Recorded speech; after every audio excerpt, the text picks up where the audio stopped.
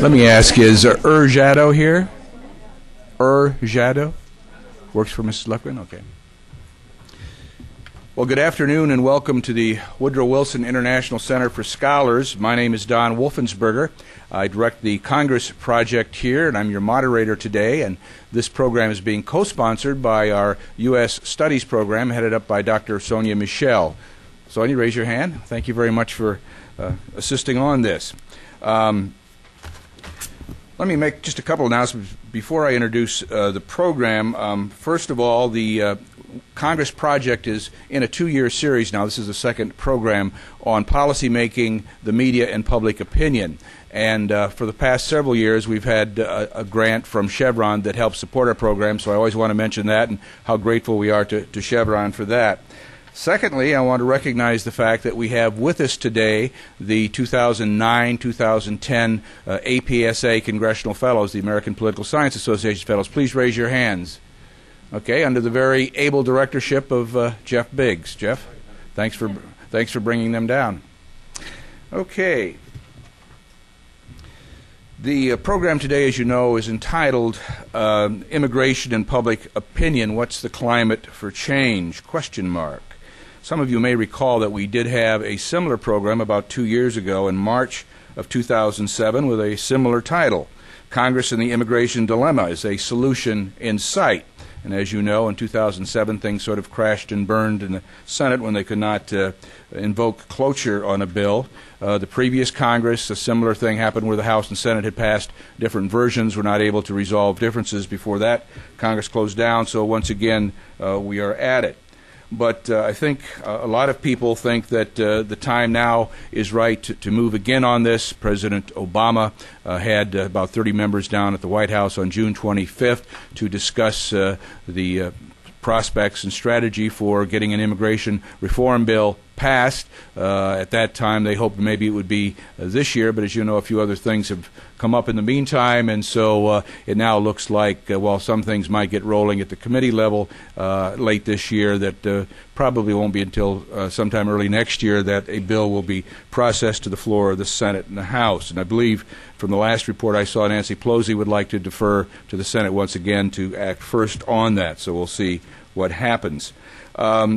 One of the things that President Obama mentioned at the press conference and the off-the-cuff remarks after the meeting with the members was that he felt that a lot of the American people don't feel that Congress and the administration have yet sufficiently addressed the issue of border security. And there are some polls that would indicate that that is still a concern on the part of many Americans.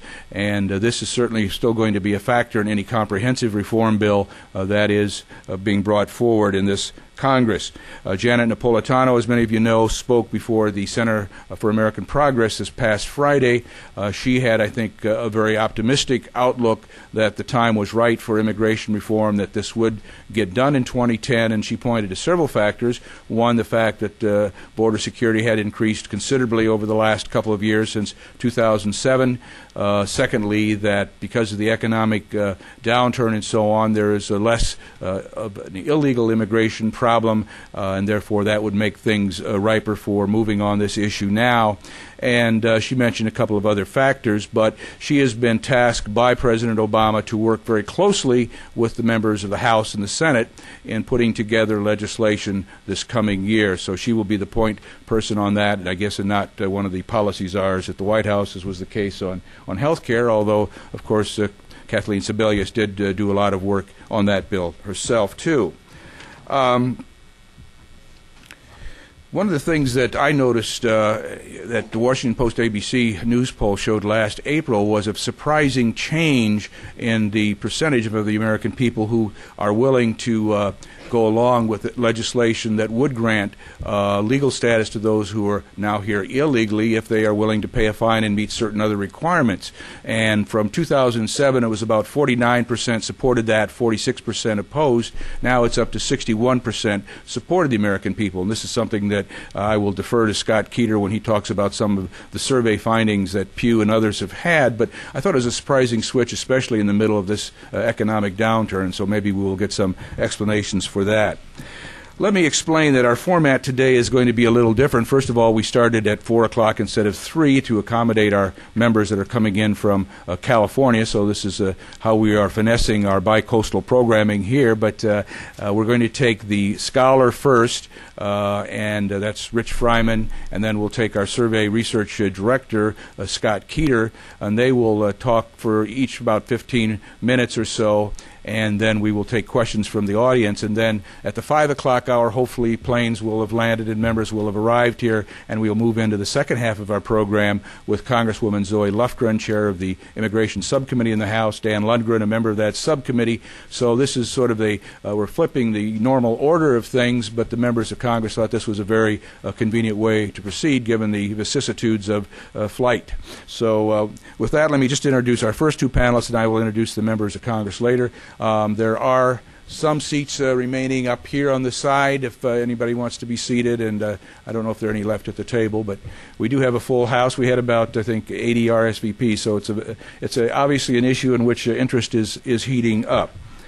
First of all, let me introduce for you Rich Friman, who was here actually last year as a congressional fellow at the Woodrow Wilson Center. He teaches political science at Marquette University in Milwaukee, and the work that he was doing was sort of historical background on attitudes toward immigrants, and especially the issue that is quite often raised during these debates about criminality. And so what he looked at was the way in which the issue was framed by members of Congress and others in order to confront this particular thing. And so I thought it'd be good just for that case study, which does go over about 20 or more years, to give us a little background on that. And so Rich will be the lead-off person. Secondly, we were pleased to have with us Scott Keeter, who is the Director of Survey Research for the Pew Center for Research on People in the Press, I believe it's called. And this fits in very nicely with the idea that we want to look especially at the media, at public opinion, and how attitudes affect policy making in Washington. And so I think Scott is just an ideal person to help us out on that count. Ordinarily, as you know, we have a journalist, and we will continue to have journalists on our panels, but I think this is a very fitting alternative to having a journalist on a panel.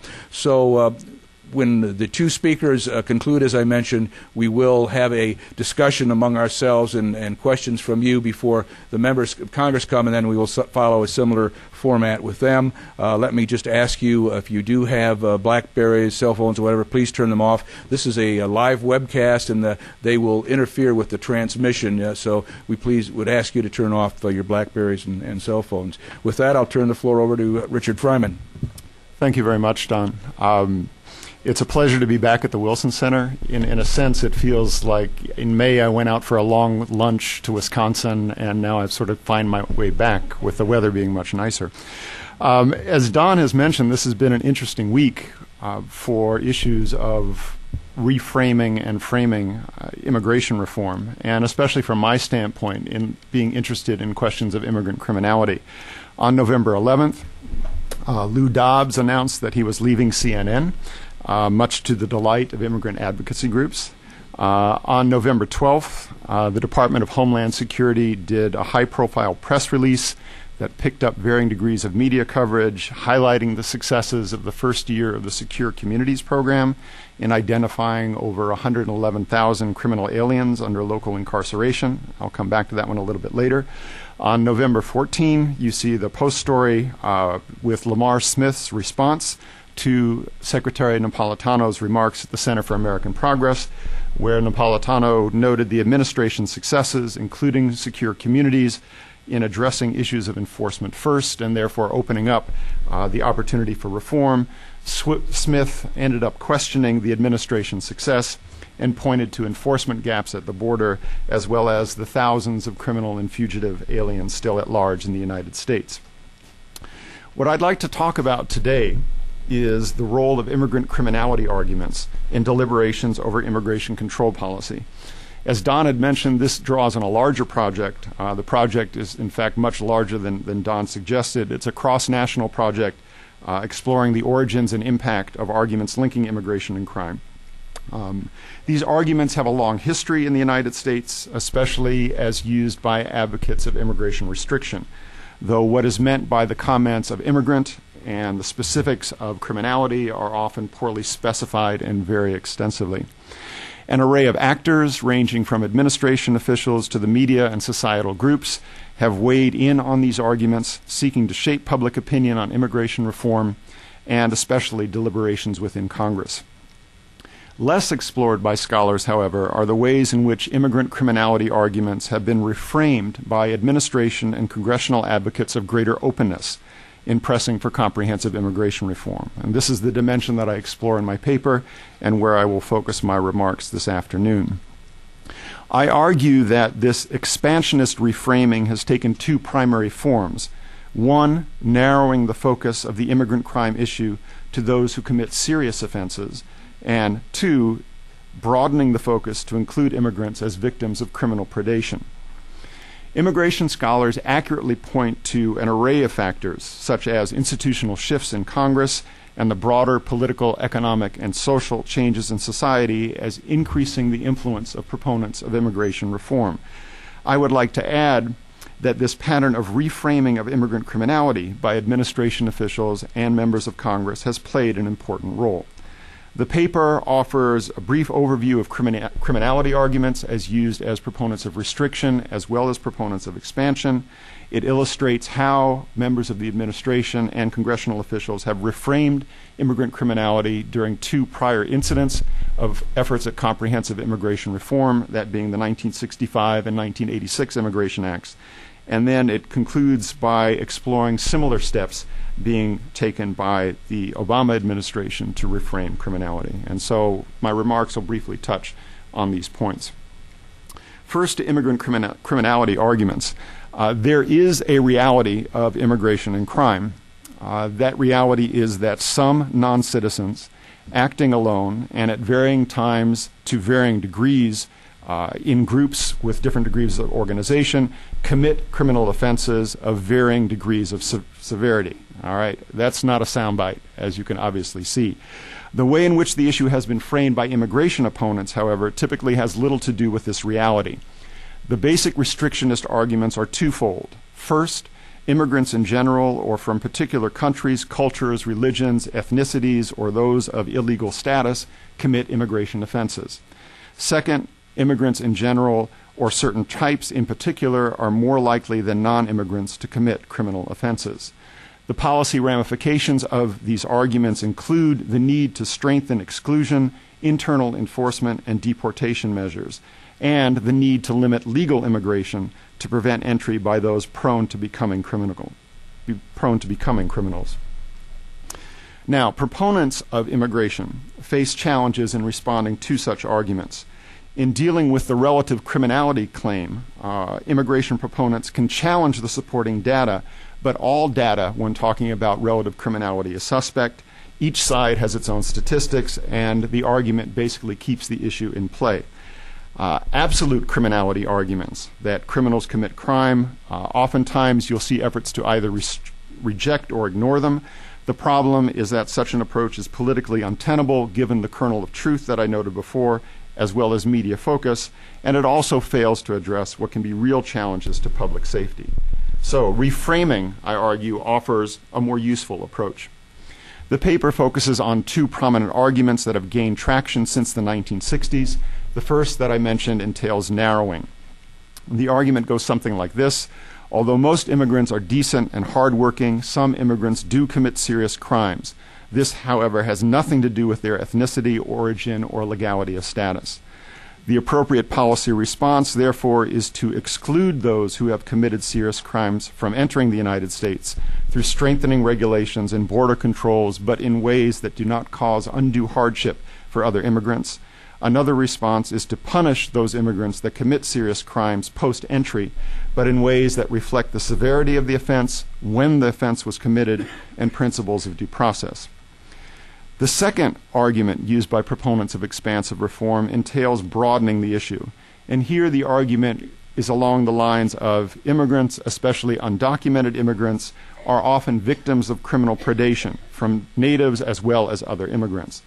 The appropriate policy response here is to address the source of vulnerability, which is the reluctance of these immigrants to approach law enforcement authorities out of fear of being deported for immigration offenses. The key here, thus, is to avoid immigration enforcement policies that lead to further isolation and to turn to immigration reform that offers regularization of status. And what I do in the paper then is to trace these arguments in the congressional deliberations over the 1965 and 1986 reforms. And obviously, I'm not going to go into that in any degree of detail here.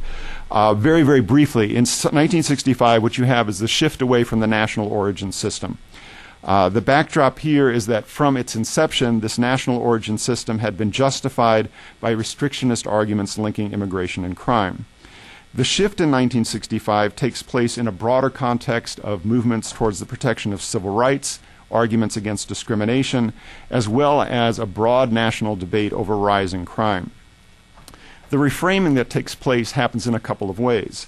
The Johnson administration takes a strategy of preemption, in effect assuring members of Congress that immigration reform would retain all present security safeguards and other restrictions in the immigration law designed to exclude undesirables such as those with criminal records. In short, the administration position was that while the national origin system needed to be changed, other portions of McCarran-Walter would stay intact. In Congress, congressional proponents of reform rejected criminality arguments. This is especially the case in the House. In the Senate, Edward Kennedy ignored criminality arguments when made by groups testifying before the subcommittee, but in the broader floor deliberations rejected relative criminality claims by his colleagues by drawing on his own statistics, which he argued suggested that immigrants were not more prone to criminality. In 1986, what you see here is another backdrop, sort of an unintended consequences backdrop.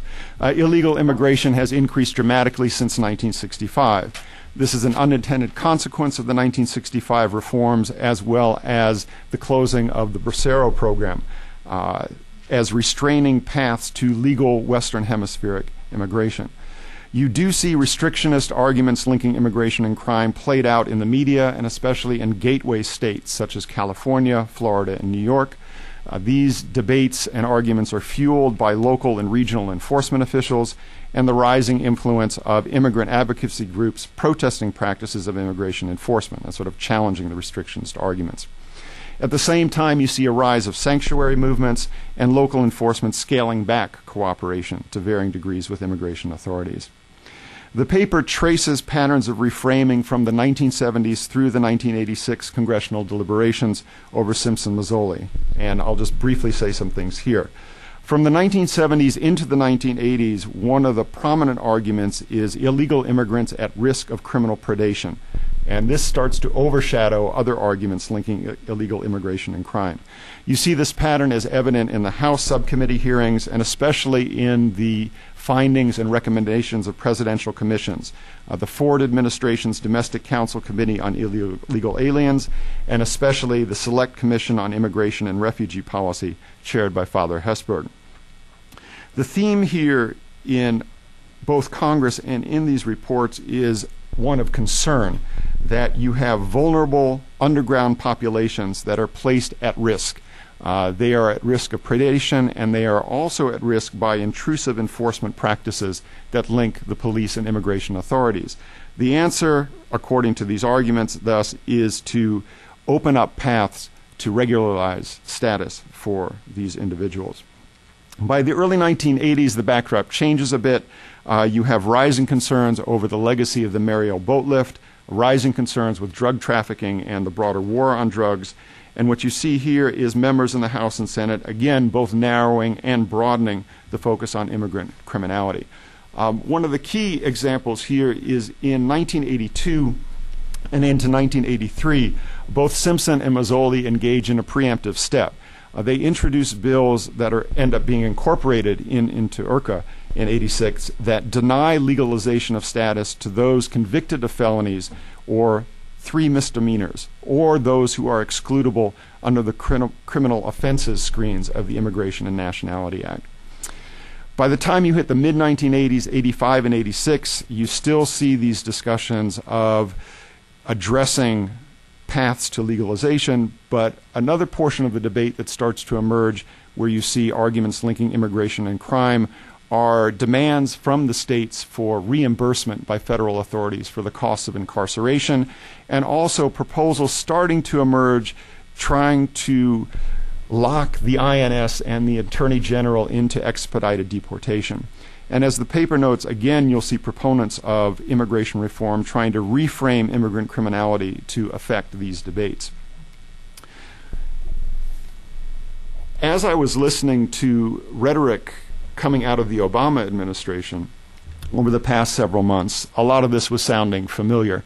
And as you look a little bit more closely, you'll see familiar themes in rhetoric and practice that tie into these efforts to reframe immigrant criminality. In terms of rhetoric, the discussion of how to get people out of the shadows, where in the 1980s the imagery was how to get people out of underground populations.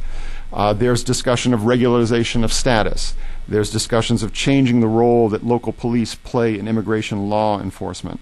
There's arguments of immigrants at risk from unscrupulous employers, traffickers, and others. When you start moving from rhetoric to practice, you'll see the Obama administration taking an array of steps trying to shift focus to more selective views of criminality. This is played out most clearly in the focus on dangerous criminal aliens. The Department of Homeland Security has set up prioritization programs for enforcement and deportation. The guidelines as laid out for secure communities and for the 287G program set up 3 different levels. Sort of level 1 offenses deal with issues of violent crimes and major drug offenses. Level 2 deal with minor drug offenses and property offenses. And level 3 becomes a broad category of other.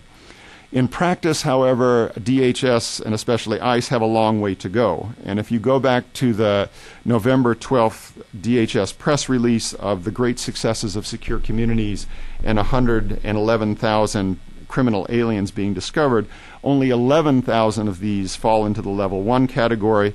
And in fact, these level 1 numbers are artificially inflated because they include not only those who are convicted and being held in local incarceration, but also those who have been arrested.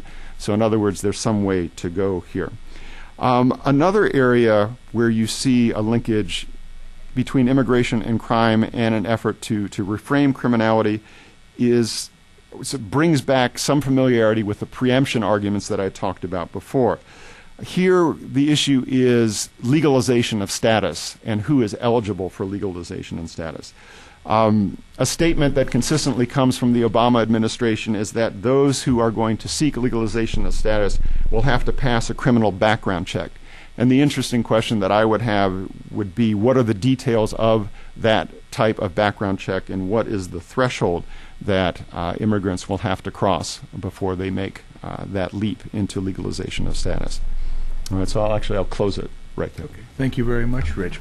I might point out for those of you who are at seats that might not have Richard's paper, it is available on our website. I did not have enough to go around to quite everyone, and for the benefit of our website viewers too, you can find that as well as my introductory essay on our website at wilsoncenter.org. So with that, let me turn things over to Scott Keeter. Thank you, Don. Can I stand? Sure, Will that please cause a problem help for yourself. The webcast? I can't see about a quarter of the room in the spot here. Well, thank you for the invitation. It's very nice to be with you. Let me begin with my 60-second what is the Pew Research Center introduction.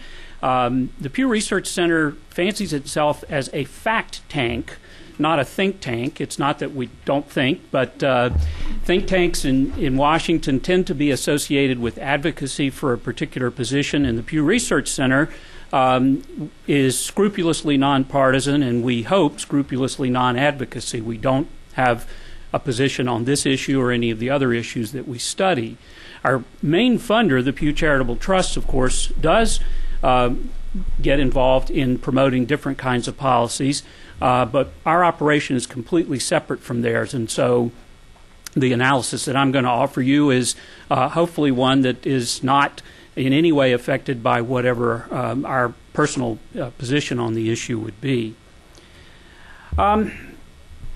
The timing is great. As Rich said, we have Secretary Napolitano's announcement on Friday that the Obama administration is going to push for reform legislation to be considered next year.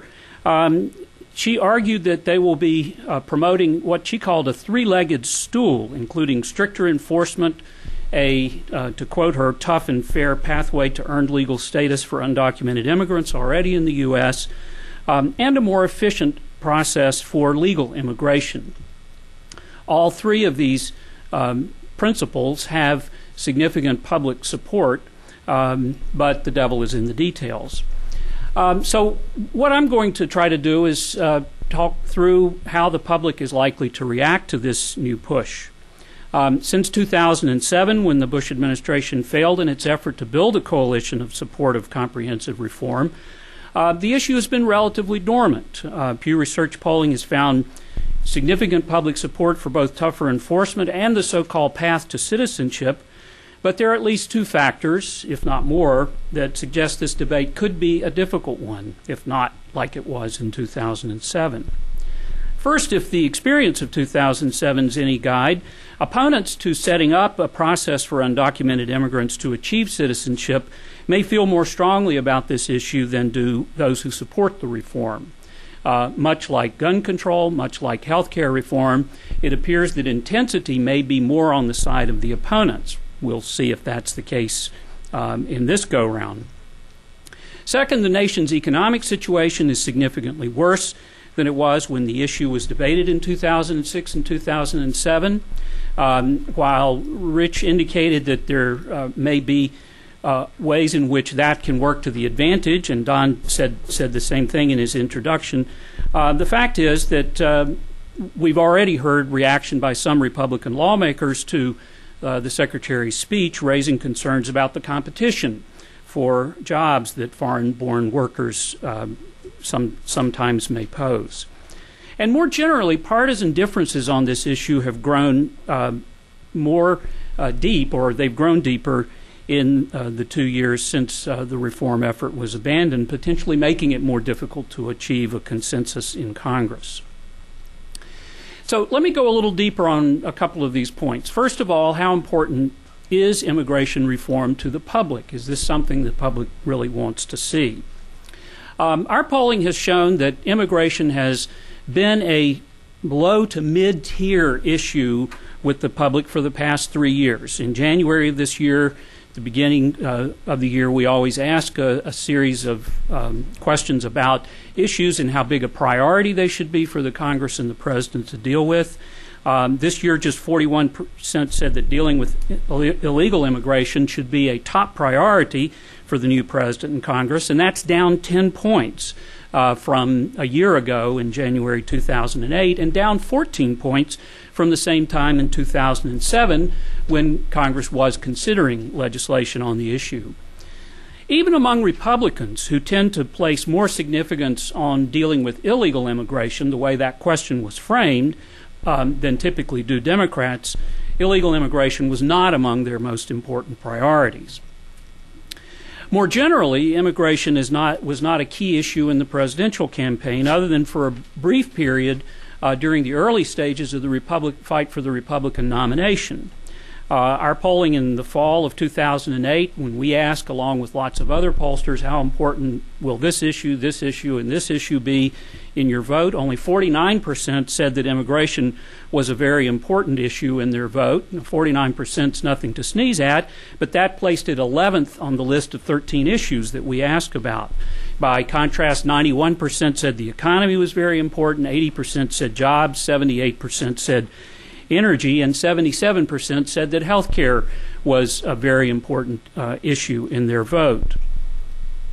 Immigration was a low priority in the election, not just for the general public, but for Latinos as well. Both before and after the election, Latinos that were surveyed by the Pew Hispanic Center, a part of the Pew Research Center, rated immigration as significantly less important than issues such as jobs and education. In their post-election survey in December of last year, just 31% said that immigration reform was an extremely important issue for the new president to deal with. Now, one reason for the relatively low profile of immigration right now is probably the very high profile for lots of other issues, most notably the economy and health care reform, not to mention issues like the war in Afghanistan. But the issue still has power, as I think we all saw very dramatically on September 9th when Representative Joe Wilson shouted at President Obama during his address on health care. That shout was in response to the president's statement that, quote, there are also those who claim that our reform efforts would ensure illegal immigrants. This, too, is false, and we all know what Joe Wilson shouted at the president. Another reason for the low profile of the immigration issue could be, as Don pointed out in the beginning, that the flow of immigrants to the United States has slowed. According to the Pew Hispanic Center analyses, migration from Mexico in particular has dropped substantially over the past 3 years. But at the same time, there is no clear evidence from our analysis of the migration flows that migration out of the United States and into Mexico has risen over this time. In fact, that was part of the discussion in a New York Times article today about migrants receiving money from relatives in Mexico. And of course, Mexico is not the only source of immigration into the U.S., so there's still plenty of unauthorized immigrants in the U.S., approximately 11.9 million, according to the Pew Hispanic Center's senior demographer, Jeffrey Passell. Let me turn now to some of the major contours of opinion on the idea of reform and also more generally on this issue. When Congress and the President abandoned the efforts to pass the Comprehensive Immigration Reform Bill in 2007, public opinion was actually very conflicted about the issue. In our polling that year in the spring, more people opposed, 41%, than supported the bill being considered by the Senate. 33% were supporting it. But at the same time, a solid majority of 63% supported the bill's main objective, to provide a path to citizenship for undocumented immigrants. At the same time, support for this principle was bipartisan, with nearly as many Republicans as Democrats saying that they thought the path to citizenship was a good idea. And even when we described the provision not as generically as this way of achieving citizenship for people who are in the country, but called it amnesty, which was a word that the opponents tended to use, we still got a majority in favor of it, though a smaller majority, 54 to 39%. And when we used the word amnesty, Republicans, instead of favoring it, were evenly divided on the issue. Now, we've asked this question 3 times since 2007, most recently in April of this year, when again we got 63% saying that they favored providing a way for illegal immigrants currently in the country to obtain legal citizenship. The phrase that we use here is if they pass background checks, pay fines, and have jobs. But unlike 2007, there is now a substantial partisan gap in public opinion, with 73% of Democrats saying that they're in favor, but only 50% of Republicans in favor of it.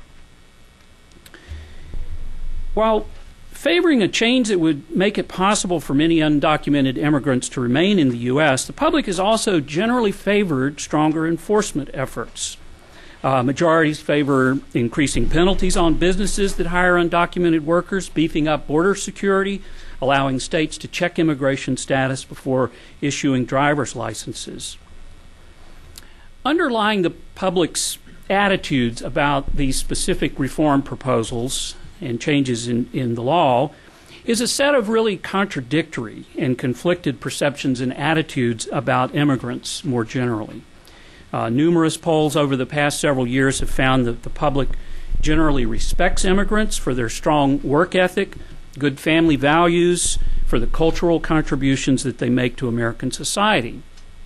But at the same time, pluralities or majorities believe that illegal immigrants weaken the economy by using public services, failing to pay their fair share of taxes, not making enough of an effort to assimilate, and according to some surveys, contributing to the threat of terrorism and crime problems. More generally, large majorities of the public continue to favor limiting the number of immigrants entering the country. Of course, almost everyone in polls that ask specifically about illegal immigration say that it should be reduced, but you get significant numbers of people saying that even legal immigration should be cut back. Yet the public's appetite for enforcement-based solutions to the problem is not really unlimited. Though we find when you ask generally about border security that big majorities say they favor more of it, the public's actually been divided in a number of polls over the issue of building a fence or a wall along the U.S.-Mexico border. Relatively few people say that arrest and deportation should have a high priority among various enforcement-based solutions, and just 13% in a 2007 NBC Wall Street Journal poll said that deporting all immigrants was a realistic and achievable goal. And so that brings me to the conclusion here, which is, what are the prospects for reform? Now, I'm not a congressional scholar. I'm a public opinion scholar, and I can only speak to where I think public opinion is, and a little bit of speculation as to where it might go. How that plays into calculations on the part of lawmakers is something that I hope our members will talk about when they're here. President Obama did campaign on a platform that included a commitment to immigration reform in his first term. Whether or not he can build on that is difficult based on a number of factors that right now I don't know how we forecast. The first is the economy. Will the economy continue to be sluggish? Economists say that it will be. Will high unemployment persist for many more months through the period that Congress is going to be debating this issue? The economists again say they think that it will.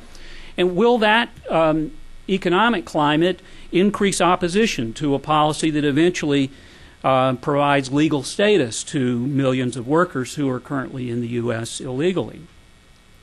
Anxiety about job competition that immigrants pose to American workers was certainly a part of the debate in 2006 and 2007. But interestingly, polling during that time found that significant majorities think that immigrants take jobs that American workers don't want rather than taking jobs away from other Americans. So typical finding was a May 2007 CBS News New York Times poll. 59% said that they thought that immigrants take jobs that Americans don't want to have. And Gallup, with a somewhat different question, got an even larger majority saying this in 2008. How much that view has changed and how intensely people on the other side of the issue from the majority feel about it is something that I don't know, because I haven't seen a recent poll that asks that question or attempts to probe more deeply. A second unknown is how willing the Republican Party leadership will be to support a cross-party coalition in the Congress. Both John McCain and Mitt Romney ran into trouble from conservatives within the GOP when they were seeking the nomination at the end of 2007, the beginning of 2008. Of course, President Bush was unable to unify his party around a comprehensive immigration measure, despite having made it a priority for his second term. And arguably, the conservatives who have been the most vociferous about the issue hold greater sway in the Republican Party today than they did even a year or two ago. As I noted, public opinion on this issue has become more partisan over the period, with Democrats supporting even greater support and Republicans less support than was the case 2 or 3 years ago. And so the issue for Congress will be, for the Republican leaders in Congress, will be to what extent do they feel that their base is willing to get behind this, or at least not to punish them if some of them go along with comprehensive reform. And then finally, there's the role of Hispanics and Latinos themselves and immigrants more generally. In 2004, President Bush was the recipient of about 40% of the vote of American Hispanics and Latinos. And there was a lot of discussion at that time that the Republicans could make inroads into this growing constituency. Over the next few years, however, it didn't work out that way. Latinos shifted in a Democratic direction, both in terms of their own party affiliation, as we've documented at the Pew Hispanic Center, and of course Barack Obama got 2/3 of the vote of Hispanic voters last year. Many observers argue that it was the tone of the debate over immigration that really hurt the Republican Party in the eyes of Latinos, and many today worry that going back into another heated immigration battle would damage the party's prospects with this important constituency going forward. That might argue for a different approach by the Republicans this time around. So on that very uncertain note, I will close. Thank you very much. Appreciate that. I don't think I have any questions, but Richard, do you have any follow-up after hearing Scott's? Any questions of him or any comments that you'd like to make? I always believe in rewarding patient audience. So if we can open up the floor. Do we have any of our assistants here to help man the microphones? I know two of them are out looking for the members of Congress, but is there is there anyone else who'd be willing to help out with that? Since we are being webcast, it's important that we get you on mic. Do we have any center staff here? Or thank you, Sonia.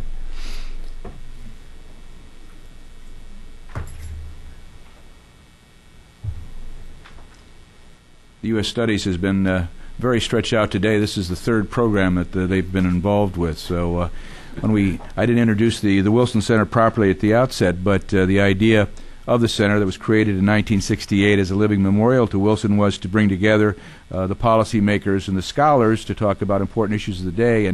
And since we moved into this facility as of this year or last year, we are doing about 800 programs a year here, so we have about 4 different venues where we can do that. But today alone, I think there were 6 or 7 programs all going on throughout the day. But please raise your hand, identify yourself, and wait for the microphone, and we'll let's start over with Katie Benton-Cohen right there next to Andrew. Is it on?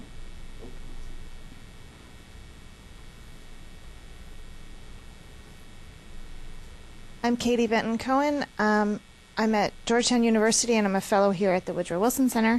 I have a 2-part question. One is really for both of you. On Friday at the Center for American Progress, Secretary Napolitano claimed that this is a good time to pursue immigration reform legislation because the number of immigrants is down.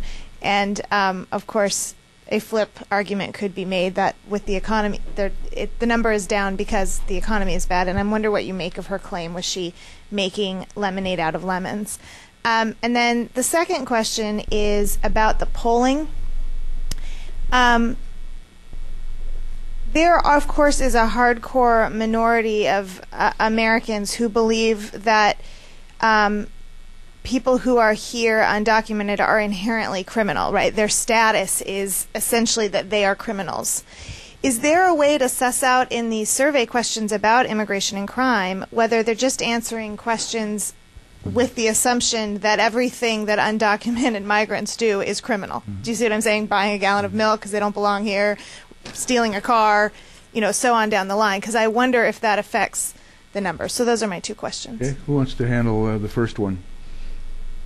That seemed like the harder question. Why don't you take it, Rich?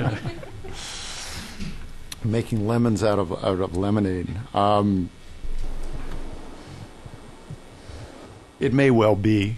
My focus in looking at her responses was sort of less of the economic argument, which is something that Lamar Smith sort of like poo-pooed and said that's basically irrelevant, and more arguing that since we have made great progress in handling the enforcement question, that we have in fact addressed congressional concerns of enforcement first, and then we can move on. And my sense is that she's rather optimistic on that one. And to actually address enforcement first in a way in which proponents of strong enforcement want is not going to be something that the administration can do. So the question is, and again, this is sort of shaped by my lens, is sort of how they can reframe the enforcement first question. and touting secure communities as the answer with the statistics that they threw out was a pretty weak shot across the bow. And so I think they need to do a much better job. So that was the hard one. That was the hard one. Well, I'll say something about it nonetheless. As I alluded in my remarks, I think the problem of the bad economy is that it makes it harder for the Democrats to know that they can put together a decent coalition. I mean, our polling showed all through 06 and 07 that working class Democrats tended to be a little more skeptical about immigration reform. Some of it may have been related to cultural concerns, but obviously some of it is related to the competition for low-skilled jobs. And that competition undoubtedly is going to be, heightened by the circumstances that we find ourselves in.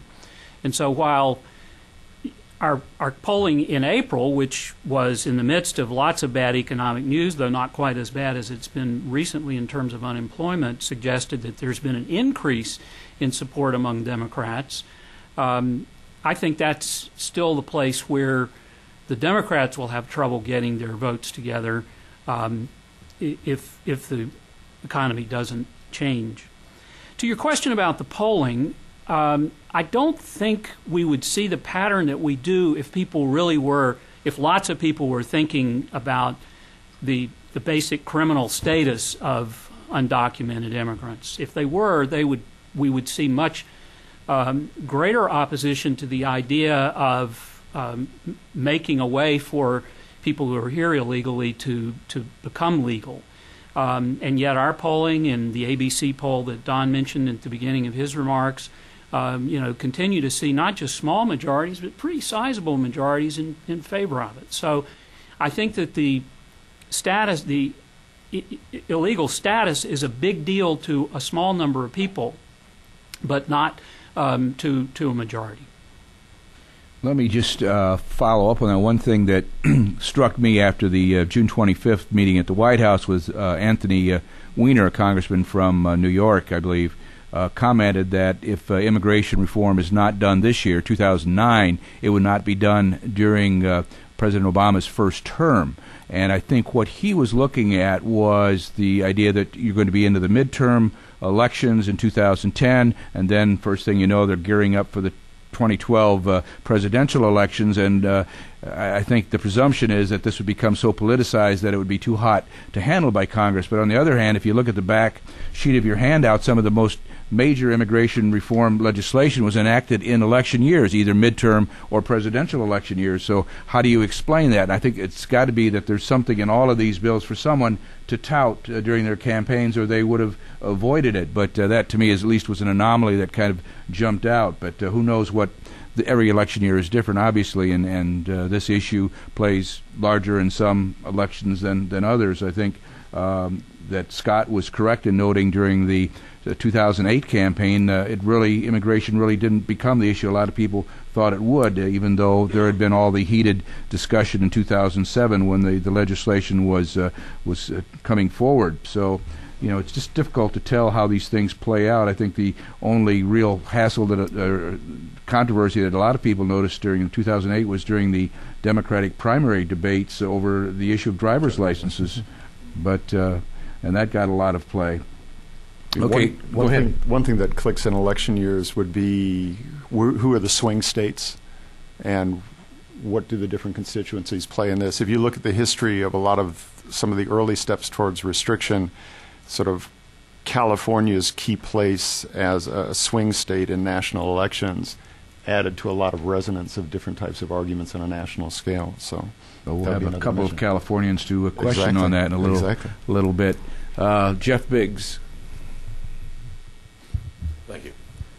These are two very illuminating presentations, but I'm left being struck by the fact that both in the world of scholarship and for the media, there's an enormous amount of attention to opinion polls and far less to simply raw data, which could, in effect, one suspects, redirect some of this focus. For instance, Well, the public might think that illegal immigrants are taking jobs for which there are not American citizens queued up to take. There must be some figures on this.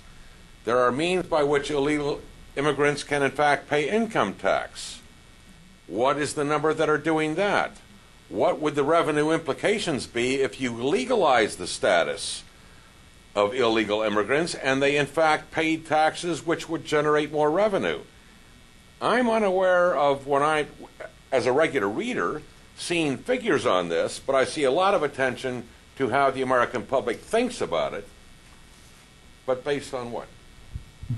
Good question. Scott will give you a tough one. The Pew Hispanic Center has attempted to do some work in this area, although you put your finger on 2 or 3 things that I don't know if they've tried to model or not. They have given us what I think are our best numbers on the actual flow of immigrants, where they're from, and what their economic status is, but I don't think they or anyone else that I'm aware of has gone the next step to say, what if you had a change in status? I think that would be a very interesting analysis. And then if we look on the side of legal immigration, even the controversy that comes up over the temporary worker visa programs, I don't know if it's H-1B program, but there you run into the labor constituency of the Democratic Party, which quite often has protested this being part of any comprehensive reform. And I think that's where things are going to come down to a real fight to see exactly what the administration will support and how things are going to play out in Congress on that particular issue. Yes, another question in the back there by the web camera. Hi, my name is Jibby Martinez, and I was a reporter for 33 years until recently when I went to work for the Center for American Progress. And I wanted to answer real quickly the question about the studies. The studies have been done and are being done, but they're not getting reported. And that's a real... I think that's the problem of the media that's become more web-oriented and more into fast facts and figures as opposed to, public opinion polling, for example, as opposed to study and analysis. But I'm sorry, are you saying that they've been released but not reported? Yes, that's correct. Thank you. I can point to one recently released by Immigration Policy Center that looked at the economic benefits of what has happened since the IRCA immigrants, and looks at how many have become participating members of the economy and society, and on a number of factors shows how they actually have added to the economy, including, for example, a rise in home ownership rates. And there are further studies that are going to be coming out in the next few months on those same issues. Deeper analyses. CAP is going to be putting one out hopefully in January on these same points. So I do want to let you know that if you look for the studies that are there, unfortunately they're not getting reported. One thing I did want to ask has to do with the constant criticism. We kind of see it by inference, even in Lamar Smith's response on Friday to the Napolitano speech, basically saying, the border's still not secure, the border's still not secure, but we don't hear what the alternatives are. I mean, is there, number one, in your opinion, a way to determine what the alternative is? And secondly, even though the public seems to have debunked the idea of deportation, why do you think it keeps coming up? Well, it's hard to know why it keeps coming up. I mean, I can't speak to what the public, I can speak to what the public thinks about this, and that is they don't think it's feasible to arrest and deport everyone. There is support for that kind of enforcement, but when you put it up with other alternatives, fewer of the public say that they think that is a preferred option to some of the other remedies that I discussed. But why that's the case, I can't say. Okay, yes, in the back there. Laura Cush, Social Security Administration. Oh, sorry. SSA recently enacted the E-Verify program, which met with a lot of resistance and delayed implementation. I'm curious if you see the E-Verify program as a step in the right direction for immigration reform, or if you think it's inconsequential. Anyone? Maybe we should hold that for our members of Congress who are a little more knowledgeable on that, but I don't think that goes to the public opinion or the issue that Richard was dealing with. But let's just hold that one off until we get after the members have spoken. Let's get Flip Strum here. I forgot to, Dr. Michelle, I forgot to ask whether you had a question since you're a co-sponsor of this program. No. Okay. I'm too busy manning. Hi, Philippa Strum from the Wilson Center. Questions for Scott. Since we all want to know to what extent public opinion might affect policymaking, I'm just wondering, do your surveys or those of others out there differentiate by geography? For example, do they show us who's feeling which way in the blue states or in the red states, and do they show us who's feeling how in the states where immigrants have newly become a major part of the workforce? Does that, figure into anything at all? And the second question I have for you is, I'm assuming you're doing telephone polls, and so I'm wondering, thinking about the younger generations, what you're doing in order to factor in those people who have only cell phones rather than listed phones. The cell phone problem is a serious one, not just for reaching young people, but for reaching immigrants, Latinos, because the percentage cell only among the Latino population is probably getting towards 30% or even higher, and it's a similar percentage for young people. We are including cell phones in all of our surveys, so anything we do and release that's going to touch on this issue will have had a cell phone sample, a cell phone only sample, as we are in complete agreement with you that you can't get a good reading of the public without it.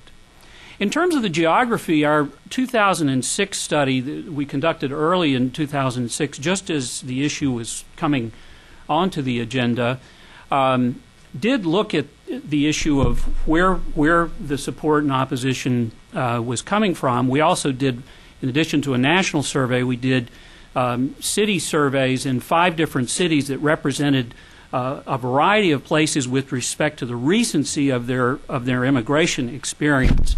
And while there's more detail there than I could describe here, there was one finding from the national survey that was echoed in the city surveys that I thought was very interesting, and that is that support for positive feelings about immigrants and support for immigration reform was strongest in the places that had the largest number of immigrants. Now, that's not a tautology, because I'm talking about an analysis of non-immigrants and non-Latinos in particular.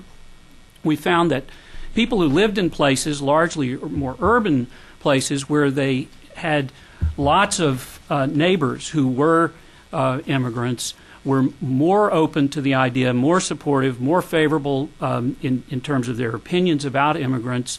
It was the people who lived in places with very little contact with immigrants that were the most negative, both in their own perceptions of immigrants and of the policies that we ask about. Okay, one more before we move on to our second segment. One more question. I thought I saw another hand anyway. Well, if not, I'll introduce Congresswoman Lofgren. I think Dan's on his way. So. Yes. We just heard that Congressman Lungren is on his way, so he'll be here. He'll be the second lineup, the second batter in the second half of this program. Our 2 members of Congress have a lot in common, not just the sounds of their names. And somebody asked me earlier today, did I just choose them because their names sounded a lot alike? And that really was just a coincidence, believe it or not. But they both are from California. They're both on the House Judiciary Committee and on the Immigration Subcommittee. They're both lawyers. They both had previously worked for members of Congress before they themselves were elected to the Congress. So first of all, let me oh, yes, there is one difference, so notwithstanding all these similarities. One's a Republican and one's a Democrat. But anyway, Congresswoman Zoe Lofgren is a Democratic member of the House representing the 16th Congressional District of California. since she was first elected in 1994. And as I mentioned, she is on the Judiciary Committee, but she does chair the subcommittee on immigration. Let's see, its full title is Subcommittee on Immigration, Citizenship, Refugees, Border Security, and International Law. Do I have that right? And I won't ask you what the acronym is and what it might spell, but anyway, it's a mouthful. But so a lot of responsibility there. She's also chairman of the House Committee on Standards of Official Conduct, which we shorthand is the Ethics Committee, and she serves as well on the committees on Homeland Security and House Administration, so you can imagine she has quite a full plate. She started on the Hill working for her predecessor, Congressman Don Edwards, who was also a prominent member of the Judiciary Committee, and she did that between 1970 to 1978, so she was working on the whole impeachment issue when President Nixon was being impeached back in 1974 when the Judiciary Committee was conducting its impeachment hearings. She returned to California in 1979 to practice immigration law. She served on the Santa Clara Board of Supervisors. She earned her BA in Political Science from Stanford and her law degree from the University of Santa Clara Law School. So I will give you the introduction for Mr. Lungren. He's about to speak. With that, I'll turn it over to you, and you can use the podium if you'd like, so it's easier to webcast. All right.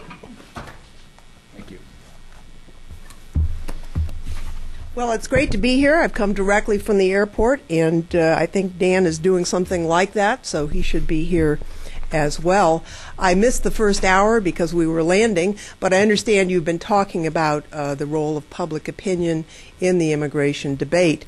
And obviously, as someone who's hopeful that we can succeed in enacting comprehensive immigration reform, the view of the public is very important to me as well.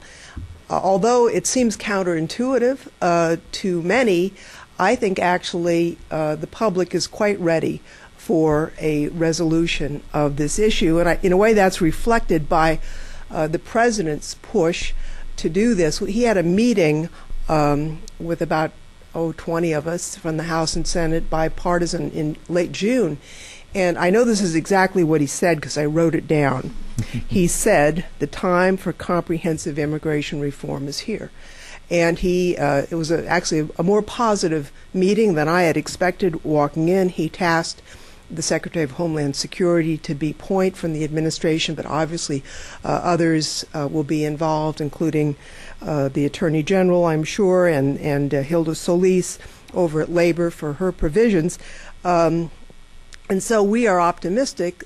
He's now said that the time for action will be early next year. At the June meeting, he said late this year or early next, but healthcare took a little bit longer than we had planned on.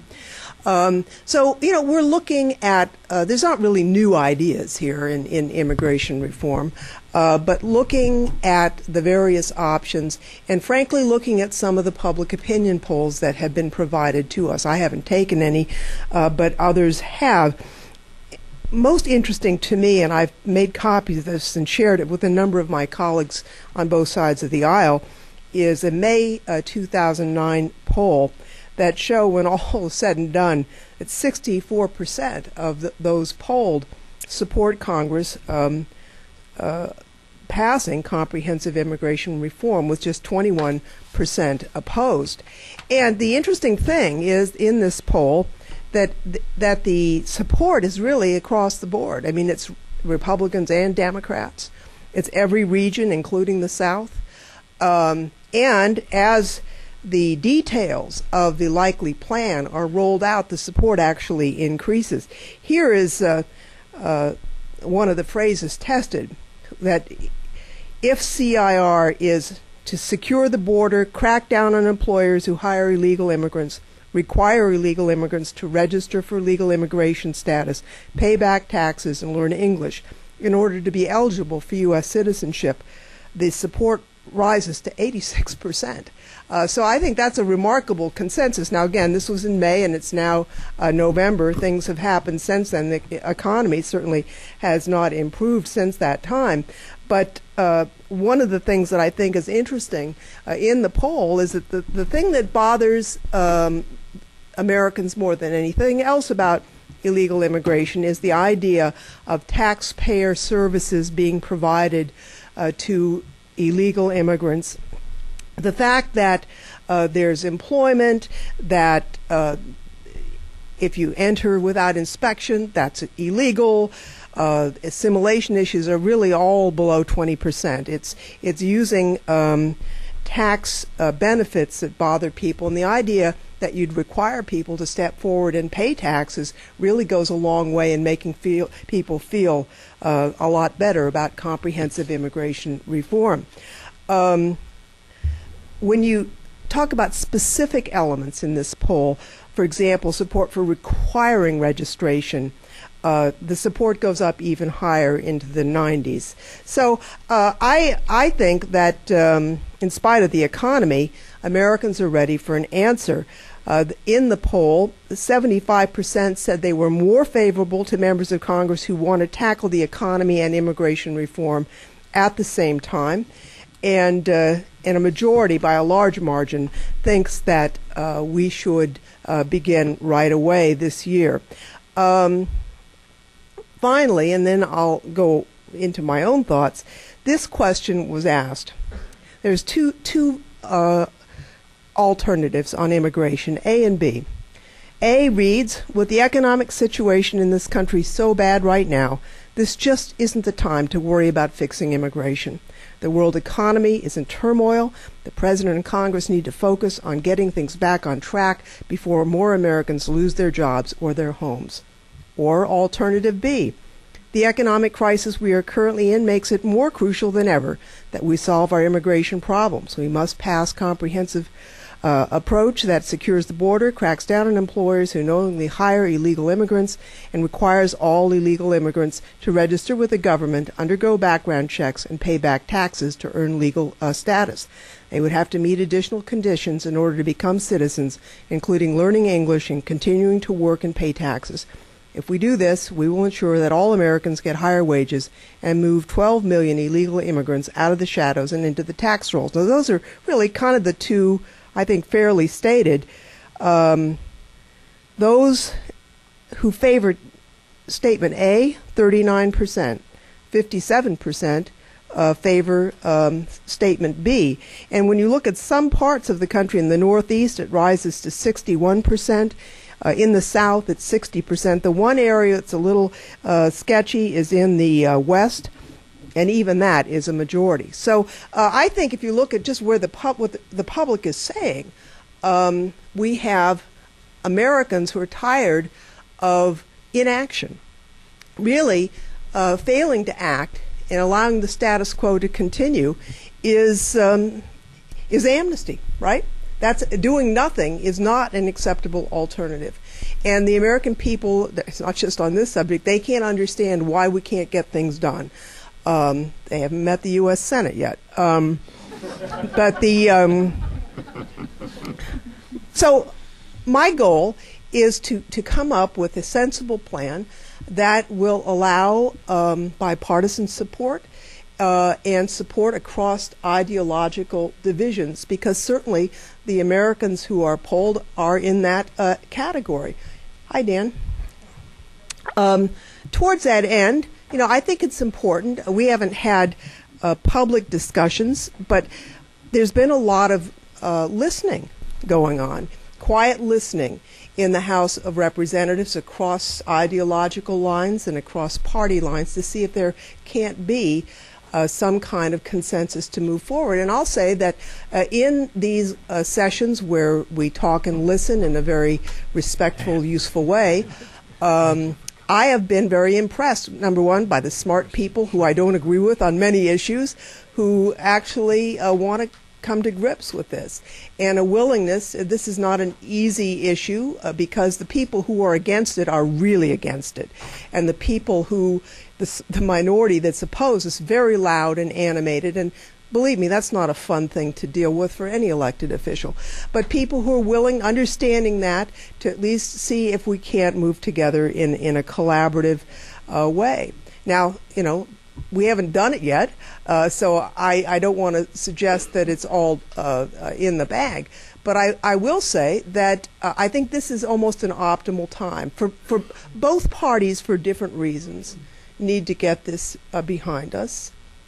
And if I'm willing to allow the Republican Party to take the credit that it needs or deserves, that's fine with me. My name does not need to be on this. I just think we owe it to the country to come to grips and come up with a solution. So I'm eager to get questions and suggestions, but I'm cautiously optimistic that we will have a very solid, reasonable bill that a consensus, Democrats and Republicans in large numbers can support. And I think that our president is going to give great deference to the Congress to allow that kind of bipartisan, and it's not just bipartisan, there's certainly conservative Democrats from very conservative parts of the country who need to be included. I think the president is going to let the Congress come to agreement and hopefully have that kind of discussion and success. And I think if so, it's likely to invigorate the American economy in very important ways. We had I think almost 40 hearings in the last Congress in the subcommittee. And although there's, for every topic there's divergent opinions, the bulk of economic view is that immigration actually enhances economic activity. And the economists today, they don't do studies, they look at real life what's happened. And in studies with massive infusion of immigrants into the U.S., into Israel, into other places, what they found is that the formation of small businesses and the creation of economic activity always occurs. So I think if we're able to come to grips with this, it's going to be part of the economic recovery for the nation. It's going to be important that people who are here be paid fair wages and don't undercut the American workforce by being paid substandard wages and working under substandard conditions. I think it's really terribly unfair that one business that engages in hiring people who are undocumented can essentially undercut people who are paying by the rules. So I think we have some opportunity to make a powerful case to the American people that actually has already reached that conclusion anyhow. I'm going to stop because we're going to have votes at a little after 6. I want to hear what Dan has to say, and I want to have some questions from all of you. So thank you very much. Thank you.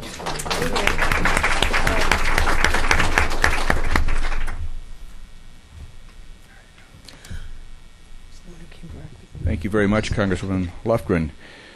Maybe we could start that bipartisan process with the Scandinavian caucus we have here today. Dan Lungren is a Republican member of the House from the 3rd Congressional District of California.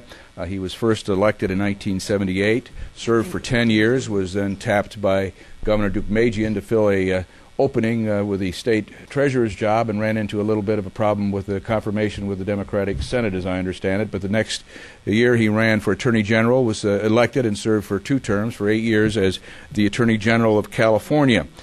He was prompted by the events of 2001 to run for Congress again in 2004. Did so he is back again, serving for the second time on the Judiciary Committee, and I remember quite well the work that he did there during his first 10 years, and so we're very pleased to have him with us today to talk a little bit about how he sees the issue, both historically as well as currently. Congressman Lundgren.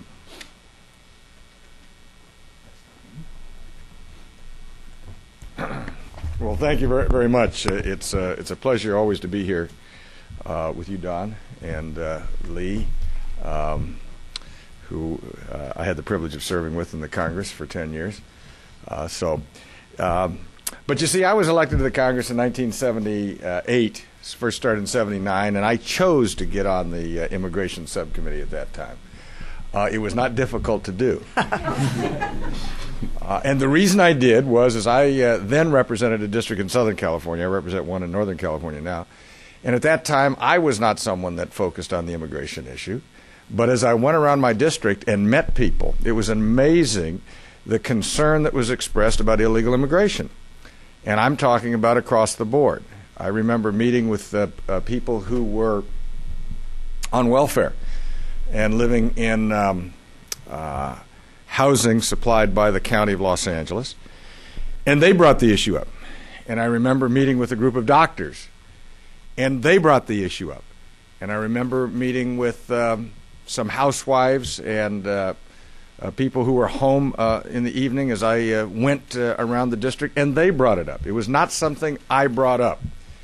And so as I went around my district in Southern California, I discovered this was a potent issue that needed to be addressed. So I volunteered to be on the Immigration Subcommittee in 1979 and began working towards what I thought would be comprehensive immigration reform at that time. At the same time, Father Hesburgh, then the president of the University of Notre Dame, the university from which I graduated, was named the chairman, or the co-chairman, of the bipartisan Immigration Commission established by President Carter, which was continued then under President Reagan. And I had known him since I was about 6 years old. My dad, I think, was in the same class with Father Hesburgh, and of course he was there when I was there. And so I had an affinity and a familiarity with Father Hesburgh, and I spoke with him quite a bit on that. I'm, along with Father Hesburgh, the person who talked Ron Mazzoli into taking over the chairmanship of the committee. And that was 30 years ago, or nearly 30 years ago, and he's almost forgiven me for that. We attempted at that point in time to try and do something which we thought would be effective. That is, we thought that we had to do something about the significant number of people who had been here illegally for a significant number of time. And we called it legalization. We did not call it amnesty at the time. And we thought that because of the processes we'd established, we could distinguish between those two concepts. But on the other hand, we thought it had to be balanced out with new enforcement. And so the question really with us was not whether we would have enforcement. We thought we would have enforcement. The question was, could we effectively establish some sort of legalization program? And would those who were to be the beneficiaries of it trust the government to come forward? And we set up these mediating organizations, non-government organizations, because we thought that was necessary to get the confidence of the people who would be affected to go through. Well, I believe something like 92% of those who legalized went directly to the INS. They didn't go through the other. And the INS built itself up so that it was able to respond on a fairly regular basis. At the same time, being from California, I had learned about, through my own observation, but also through study, the tremendous impact of illegal immigration on the agricultural industry and the reliance on the agricultural industry for those who were here without the benefit of papers. And so we worked very hard on trying to establish something. And I remember in one Congress we got a temporary worker program passed in the House, and then another Congress we got it in the Senate. And frankly, I worked very hard to get the votes that we could have had actually accomplished temporary worker program. But I will say this, a couple of members, without consulting me, worked with some elements of agriculture and instead came up with something called the SAW program, Seasonal Agricultural Workers, SAW, and Replenishment Agriculture Worker Program, RAW. And I was very concerned at the time that this would be the subject of tremendous amount of fraud. The idea was you had to identify or make some manifestation of the fact that you had been involved in agriculture for a period of time. And I can just tell you, there were thousands of people, maybe tens of thousands who qualified for that, who really weren't here at that time. But we did a terrible job of forming that program. I swallowed hard and accepted that because I didn't have the votes, frankly, to get the temporary worker program. We tried to split that baby in half. We tried to, at the one hand, say, this is the documentation you need henceforth in order to show that people are here legally, but at the same time, you can't do these things because if you do these things, it will be evidence of discrimination. And so we put employers in an untenable position, and we didn't enforce the law. The interesting thing is, if you look, I think if you look at the statistics, you'll see for about the first 12 or 14 months after the bill was signed, there was a significant drop in illegal immigration in this country across our southern border. And shortly after that, when everybody got the idea, hey, we really didn't mean it on legalization, you saw those numbers go up. And the reason I tell you this is you have to set the background, you have to create the context in which we have to consider a bill. I made a pledge on the floor of the House to members of Congress, and I managed to get sufficient Republican to vote for it that the bill passed, and then lobbied the Reagan administration to sign the bill. And I remember when I was going home to the house that I had at that time in Vienna, Virginia, and the announcement came from the White House that Ronald Reagan was going to sign the bill, I almost ran off the road. He was proud to sign that bill, but it took some work convincing others within the administration that that was the proper thing to do. And I actually made a commitment to other members that this would be a one-time only legalization. We weren't going to do it again. Because if we did it again, it would send the message out that we're not serious about enforcement, that all you had to do was to wait till the next time around that there was fatigue in the American public, and then we would pass a program and there'd be another legalization program. And so while there was a sense that we were going to enforce the law, you saw a significant drop in the numbers who came here. After it became true that we weren't going to enforce the law, people responded in the way they naturally would. They followed our practice, not our law. And so we have then reconstituted the same problem that we had before, but probably with larger numbers. So now the question is, what do we do? I wish I could be as optimistic as Zoe. I mean, Zoe and I work together on things. I'm on the Immigration Subcommittee. I've had conversations with other members. And frankly, I thought earlier in the year we had a shot. I mean, I was working on this with the last administration where we thought we had a shot. But I will just tell you, we have 10.2% unemployment in this country. We have 12.2% unemployment in my state. We have a higher set of unemployment figures in my district. I have one of the highest foreclosure rates in the country, not as high as it is further down in the Central Valley. We have a situation where, because of a confluence of circumstances, you have people in the lower part of the Central Valley of California with as high as 40% unemployment in some communities, and those communities are primarily Hispanic. We have, if you drive down Interstate 5 in California, you will see large signs that say, "This Dust Bowl brought to you by the Congress of the United States." And that may sound funny until you actually look at those.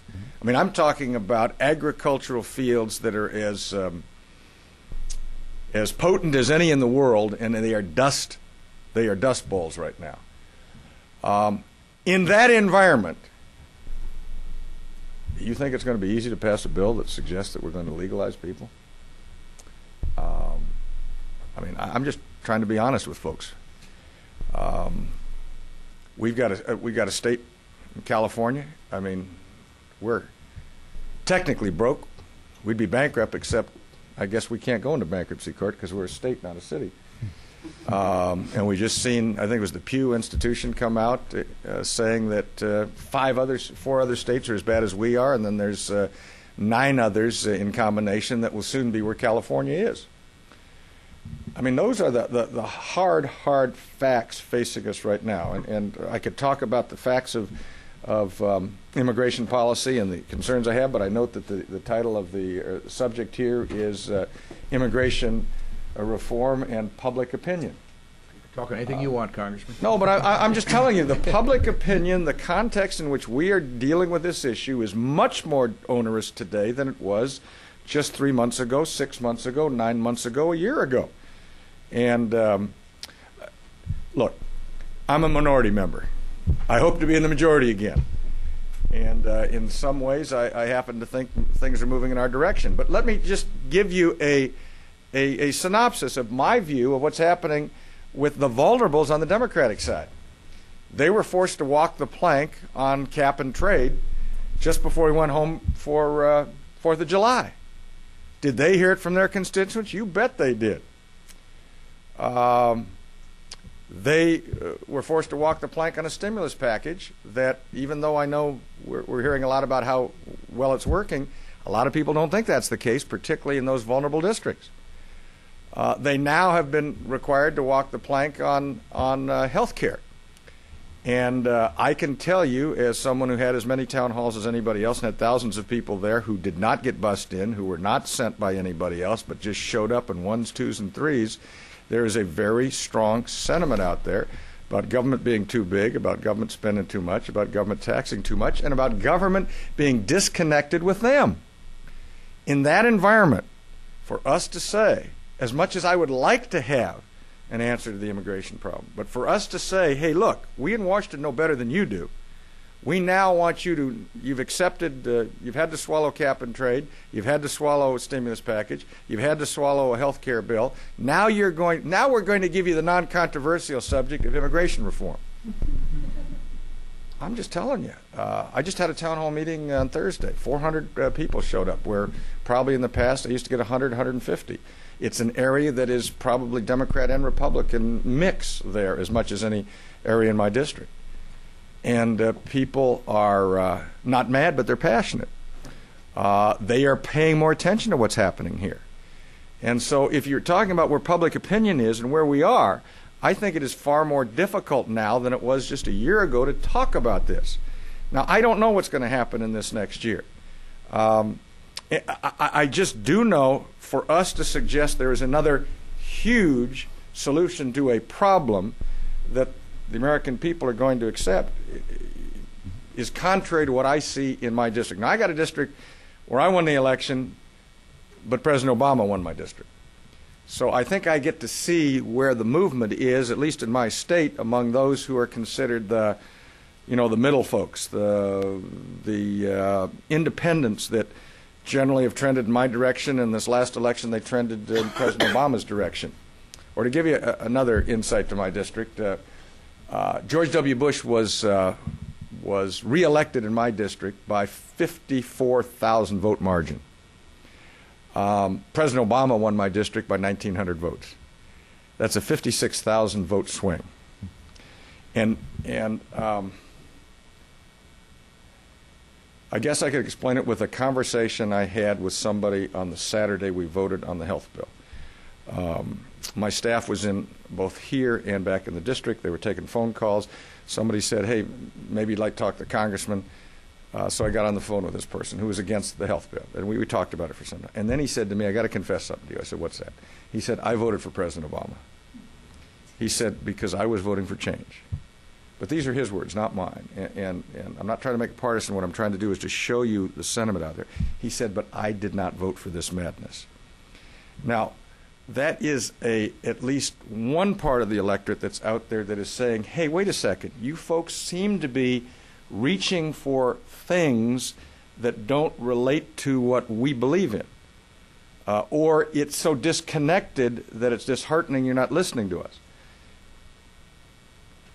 I think that is a stronger sentiment out there now than I have seen in a long time. And I'm not saying it's, everybody, but what I'm saying is when you look at that group of people who seem to make the difference in elections, the ones that can vote Republican or report Democrat. In California, they're called declined estates. My party has lost more than the Democratic Party. The Democratic Party has lost some to that. But they're not migrating to either party. They're sitting there in declined estates. They are the difference makers. And right now, their level of confidence in the federal government doing the right thing is very low. And their confidence in us being able to take on as serious an issue as this is very low. And I talk to you as someone who was the Republican floor manager for Simpson-Mazzoli, and managed to get votes in that and got a lot of different mail on all sides of that issue. I'd love to talk here about any of the issues dealing with immigration itself, and I hadn't even had a chance to talk with Zoe about this most recently because we've had talks about immigration policy, but I have seen a definite trend over the last 4 to 6 months that makes this much more of a challenge. Whether we can take bits and pieces of it and move that where we could get agreement is an interesting thing. The problem is when you get bits and pieces, some of those who would come to the table to vote for that bit or that piece, if it were part of a comprehensive, won't necessarily vote for it if it's just one of the bits and pieces. And it's because they may not like that bit or piece, or they think they want to use that as leverage to get their concept of an overall comprehensive approach. And I just think that's where we are. I'd love to stand up here and tell you, by God, after 30 years, I'm finally going to see us doing something. We're going to put this thing to bed, and we're going to solve the problem, but I can't. Thanks very much. Oh, come on, Dan.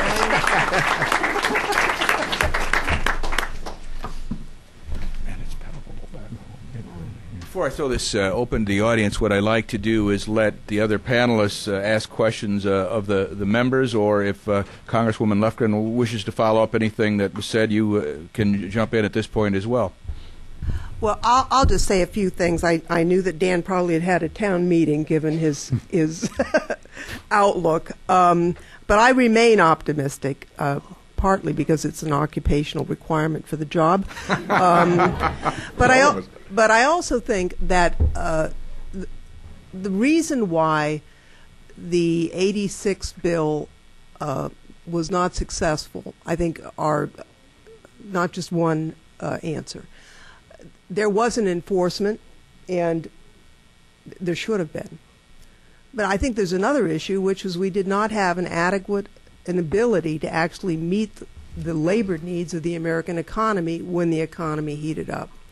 And also certain sectors such as agriculture, which are heavily dependent upon immigrant labor. For example, every year there are categories of employment-based visas, and for unskilled labor, 5,000 a year. Well, we have 1 million farm workers in the United States, and the estimates are that 70–80% of them are here without their papers, which I think is really not fair to them or to the industry. What we want, I think, is not only to have enforcement, but to craft something that will be the lawful and orderly movement of people to meet the legitimate employment needs in the future. Right now, I mean, unemployment is a monster. I mean, in the city of San Jose, the mayor tells me it's 13.4%. People are hurting, and it's not as if, we have a large need right now. But the American economy is going to come back. And when we do, when we're down to 2 and 3% unemployment, we've got to have some way to meet the economic needs without illegal immigration. We've done a lot on border enforcement. We're going to have to do, I was concerned, Dan, I disagreed on this. I didn't think we were quite ready for prime time on E-Verify in terms of the database, but the database is being improved, and that's got to be part of the enforcement scheme if we're able to move forward. This isn't easy. If it were easy, it would have been done. But I'm hopeful that we will be able to move forward. I mean, we're not going to get 100% of the votes, but if we can move forward in a way that's credible, that we might have a chance to do. Because I really think the one thing that people don't want is nothing. To have no answer is really very unacceptable, I think, to most people, certainly to my constituents. So, Dan, we're going to continue to work together. Okay. I wasn't able to formally introduce you before to our two other panelists, but this is Richard Friman of Marquette University and Scott Keeter of the Pew Research Center. So I'll let Rich ask a question of either if he wishes, and then Scott. Sure. Very eloquently stated as far as the economic sticking point, especially to the issue of legalization of status. I was wondering if both of you would comment on other major sticking points that are in the way of comprehensive immigration reform.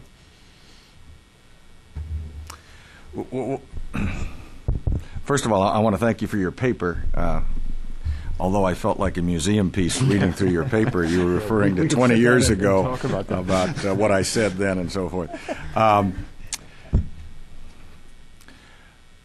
There are a couple things. One is one of the biggest sticking points if you're going to deal with that number of people who have set down some roots in the community and are the long-term illegal aliens.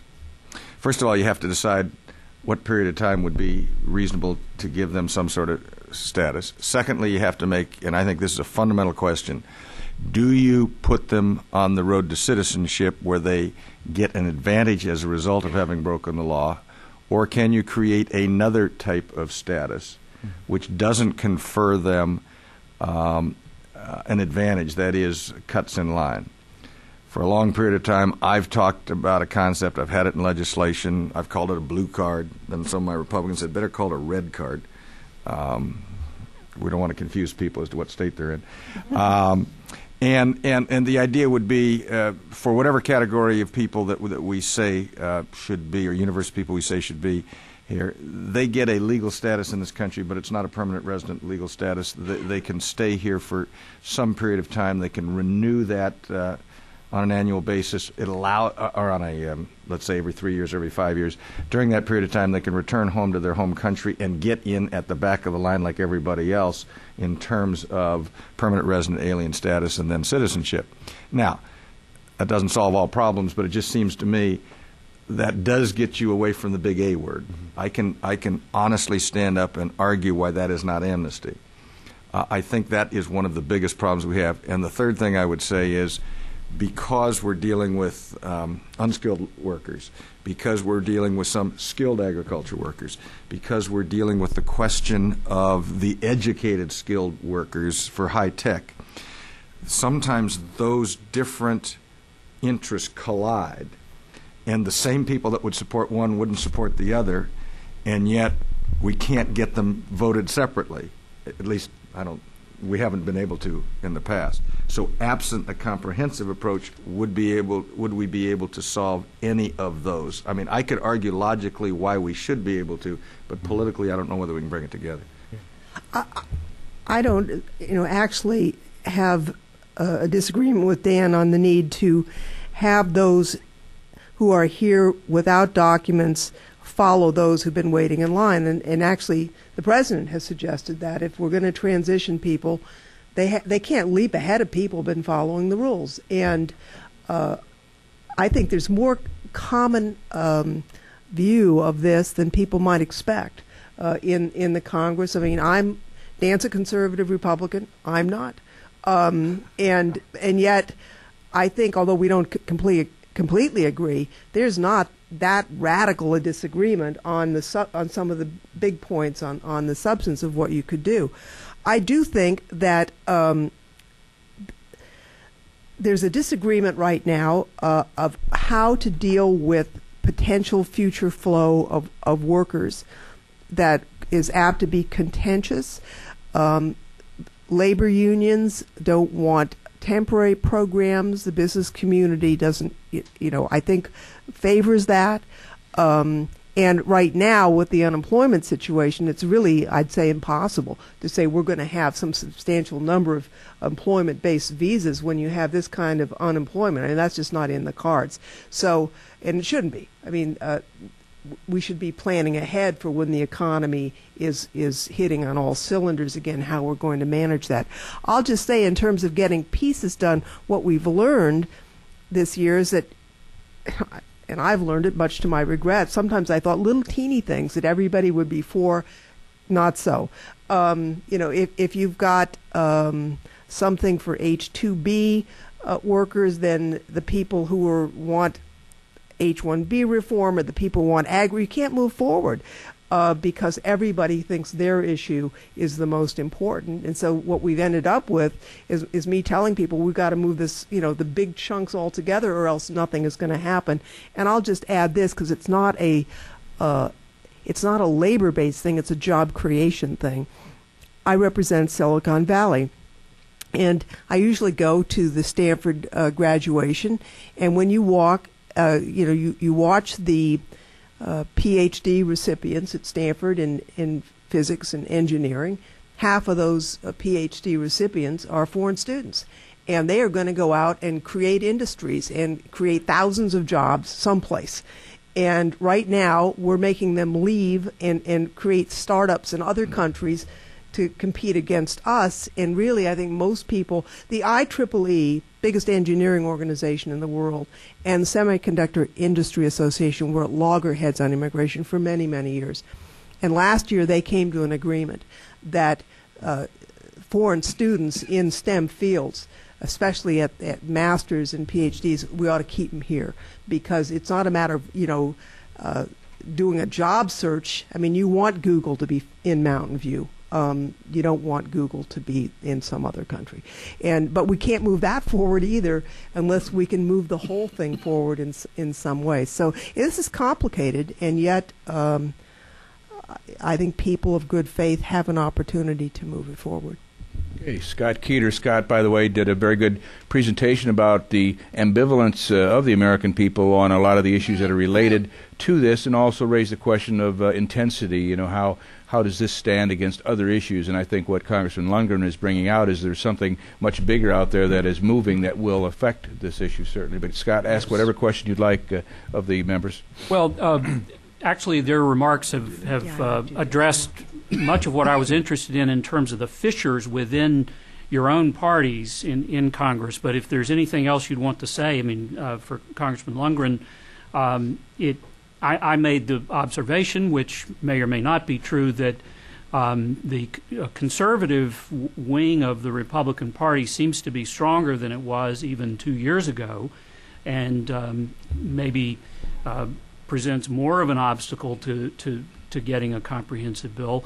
For Congressman Lofgren, the economic divisions within the Democratic coalition would seem to be potentially quite severe, especially if Congressman Lungren is correct about how people are feeling given the economy these days. So I don't know if there's anything more that you'd want to say about the difficulties of rounding up any kind of support within your own parties for this, but that's my question.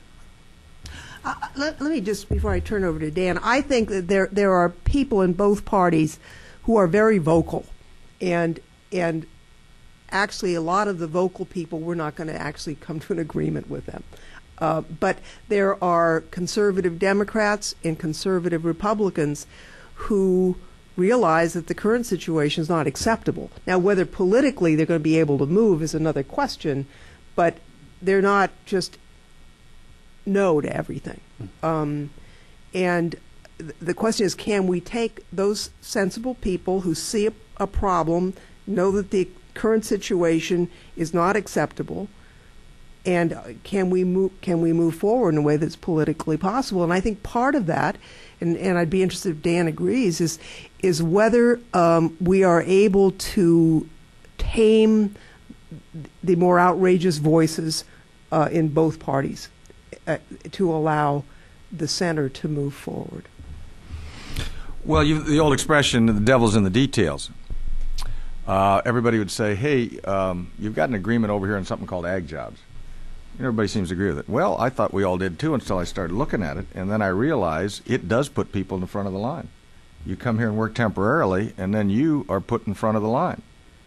You work here 2 years or whatever it is, 2 or 3 years. That's not a temporary worker program.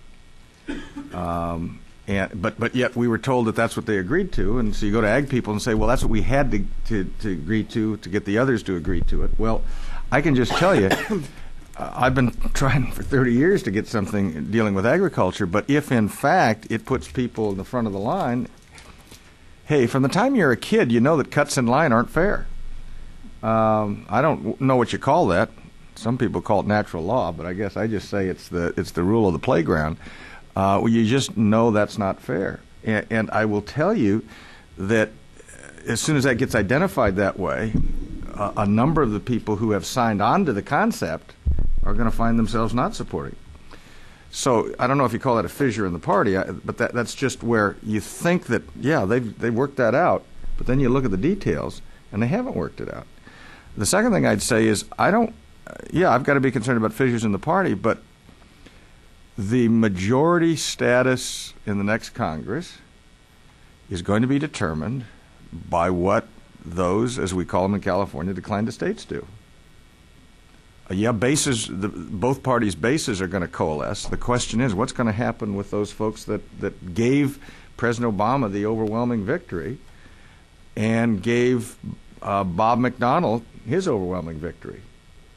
In many cases, they're the same people. Now, I realize the turnout's less, but it always is less. But in that group of folks, you have to see how they're going to react to this. And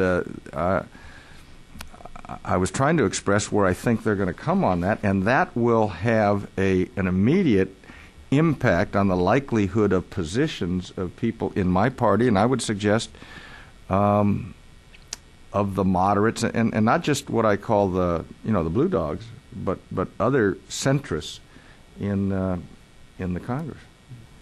Okay, we have about 15 or 20 minutes for questions. Let's start back here with Andrew. Wait for the microphone. Identify yourself, please. Hi, Andrew C. Lever, Woodrow Wilson Center, Mexico Institute. For Congresswoman Lofgren, good to see you again. Good to see and you. just a very quick question. Is there any chance that the same thing will happen on immigration that happened on health care, that the House will decide to go first ahead of the Senate? Conventional wisdom is the Senate goes first. Chance the House might lay down a marker and say, look, we can put together a majority, let's go forward. Well, the Speaker has said that the Senate is going first, and Harry Reid has said the same thing. The question I have is, and I think that is going to happen, there'll be a vote in the Senate, is whether, as we watch the Senate and what they're trying to put together, if we are able, and I know Dan has laid some crepe on it, and he's right. I mean, this is challenging, but if we have the ability to put together something by consensus, whether showing our hand, not necessarily having a vote, might help shape the outcome. I realize this poll is old, and we got to do another poll, but the question in terms of should the illegals leave the country, stay on a temporary basis, or be required to register and apply for citizenship, the independents, 66%, said they should be required to register and be allowed to apply for citizenship. Only 22% said, deport everyone. I think most people realize that's not possible to do. So, again, Dan is right. A lot has happened since this poll was taken in the spring, and we need some more recent data. But the people who are upset about it are really upset. I mean, they're in every district. They're ranting and raving, yelling. But it's not necessarily the case that is the bulk of opinion. We need more data, I think. Okay. Do you have anything on that, Congressman? Or? Well, just that I saw a recent poll on the health care bill, and there's been a 22-point shift away from the position, just in 4 months, away from the position that the government should be responsible for providing health insurance. That's a remarkable shift over a relatively small period of time. And there is a volatility in the public opinion. There's a volatility in the electorate. And I don't think these issues are so separate. And what I mean is, I have found, again, this is my district, and also in some areas that I've gone around the state, that the health care debate crystallized concerns people had about spending, about taxes, about debt, about the size of government, about their relationship to government. So in a sense, even though it's the health care bill, it formed a constellation of concerns that I have not seen in my 30, well, I've been here almost 16 years, spread over 31, I guess is what I would say. And so it will also impact this debate, because people will be looking at what's our relationship to government, what's government's relationship to us, what's my responsibility in health care, what's my responsibility, these other things. Remember, we have still not resolved the question on the health care bill as to how people who are here illegally are affected by it. There's been some question about what the Speaker told the Hispanic caucus. There's been some question about what some of the religious groups have. There's been some question about what's going to happen in the Senate. That could, in and of itself, be a trigger in the discussion on health care. I'm not triggering it. I'm just saying my observation is that could be it as well. If that could be a trigger in that debate, think what it would be just in this general debate. Okay, other questions? Over here, Richard.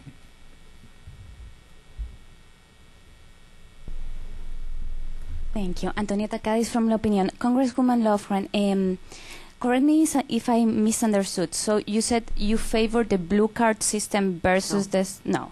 Okay. What I said is that we've got about 12 million people here. And the President has said, and Dan has said, and I agree with him, that if we're transitioning those 12 million people to legal residents, they're not going to leap ahead of the people that have been waiting in line for their visas. It's unfair, and I don't favor that. Okay, and one quick thing.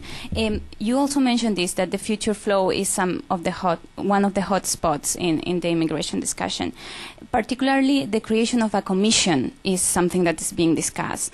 Also, on the other hand, there are discussions on verification systems and the possibility of having biometrics formula. So I was wondering, what's your view on these points in particular? Well,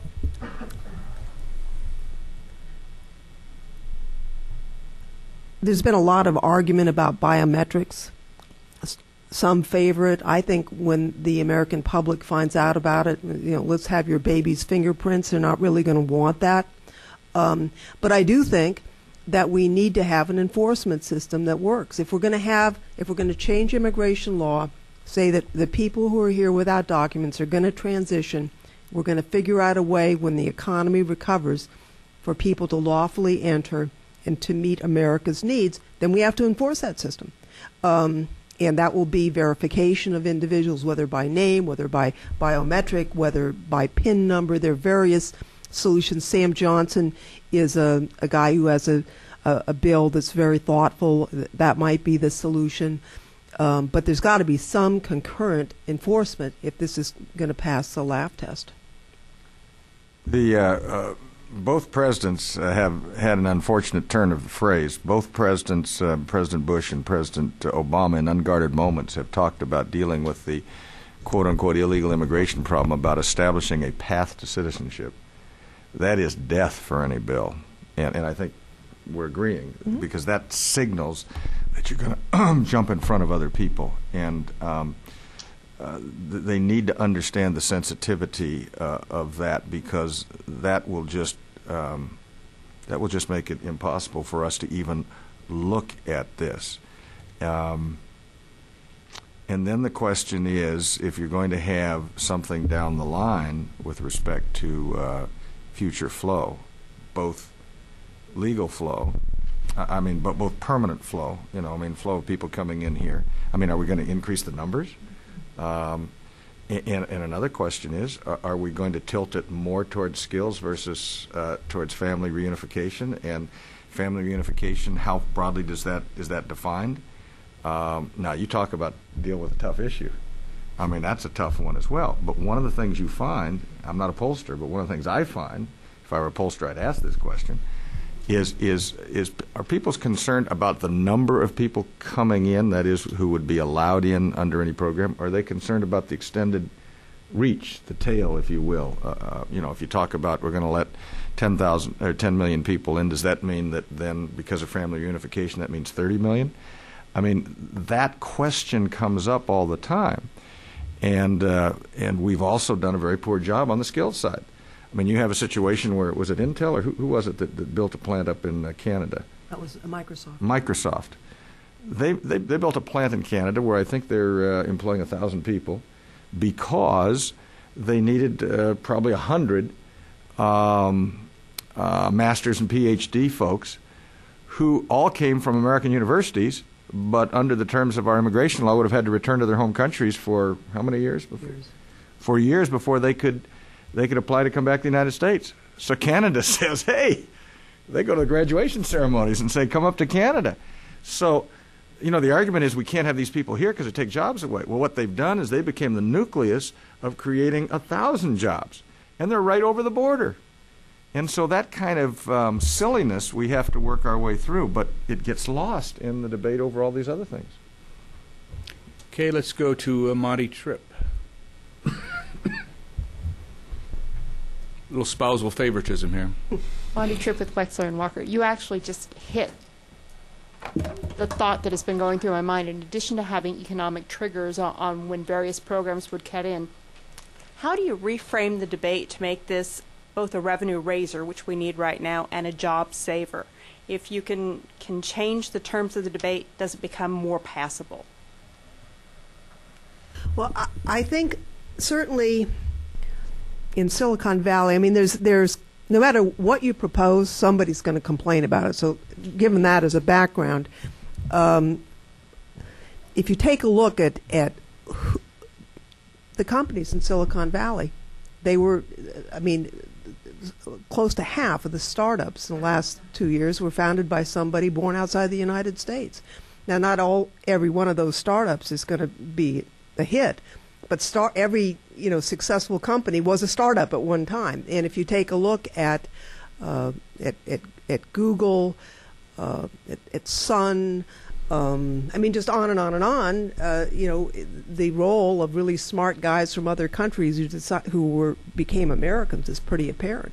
And those companies employ lots and lots of people. They're economic engines. So I think MIT did an analysis of how many jobs per PhD were created, and it needs to be updated. But it's irrefutable that that's a job generator for us. When it comes to other types of entrepreneurship,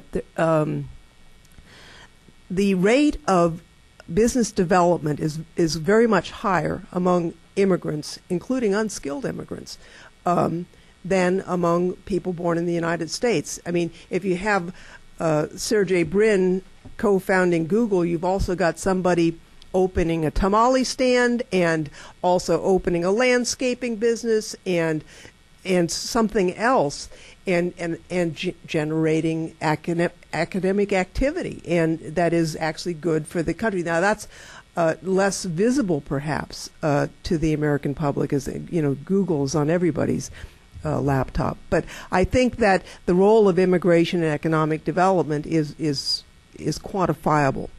The problem is that we have this horrible economy right now, this economic hit, and the idea that we would be, with the exception perhaps of the clearly quantifiable job generators in the tech sector, the PhDs, the MIT study, people are not going to want to hear about large numbers of additional immigrants coming in. There's got to be some economic trigger for that, and I've accepted that, and Dan has referenced it as well. I mean, that's just the way it's got to be right now, I think. Well, first of all, in the immigration debate, you have to be absolutely honest with folks. If you try and tell them something that isn't or that they can't perceive, you're going to lose them right away. And I try and spend time talking about immigration and the great positives of this country, and we're still the magnet for more immigration than any place in the world, and that's a positive. At the same time, our immigration policy, I mean, just a statement of fact, it has been more towards family reunification than it has towards skill sets or for investment class. I mean, that just happens to be a fact. And I think you have to admit that up front when you're talking to people. And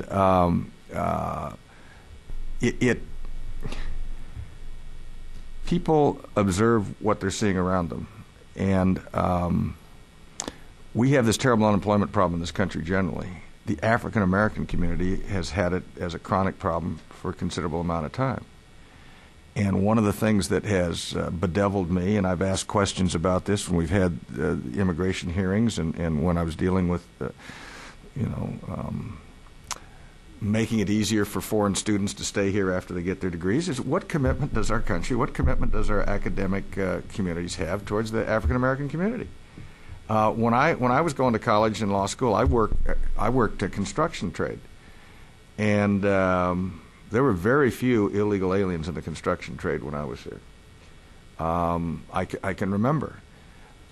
It seemed to me, as a percentage, there were more African American young males working in the construction trade than there are now, and I think that's got to be part of the discussion. Immigration is important. I want it to continue. But are we failing a significant portion of our population right now? And what are the long-term repercussions if we argue that for the economy and for jobs and for the health of the nation, we need these immigrants even in unskilled positions, and yet we see failure after failure after failure with those who are already here. It's not a very positive picture if you are a young black male in the inner city. And you see a lot of people working at jobs that in the past were part of your community. And I just happen to think that we've got to get serious about that as well. So I guess what I'm saying is I don't want to oversell it. I have to be as honest as I can with people talking about the positives, but also recognize some of the negatives as they see it. We will have our final question, since we're almost at the 5 o'clock hour, from the co-sponsor of today's event, Dr. Sonia Michelle of the U.S. Studies Program. Hi, thanks. Are we not confusing jobs with immigration? That is, if we had a temporary worker program, I mean, how many people who are here who are undocumented and really want to stay here? In the modern world, lots of people commute. My husband and I commuted for 14 years in academic jobs. People in the EU commute all the time. And my understanding is that a lot of the people who are here from Mexico and other parts of Latin America would come here to work and would go back if they could. For example, there are a lot of undocumented workers who are now unemployed, but who are afraid to go back to Mexico or wherever because they're afraid they won't be able to get back in. And in fact, on the front page of the Times today, there was a story about remittances going in the opposite direction. So what are the pluses and minuses of having of rethinking this and really allowing some flexibility in terms of temporary work visas so that people could come and go and wouldn't necessarily want to become citizens? We just assume they want to be. Is that true?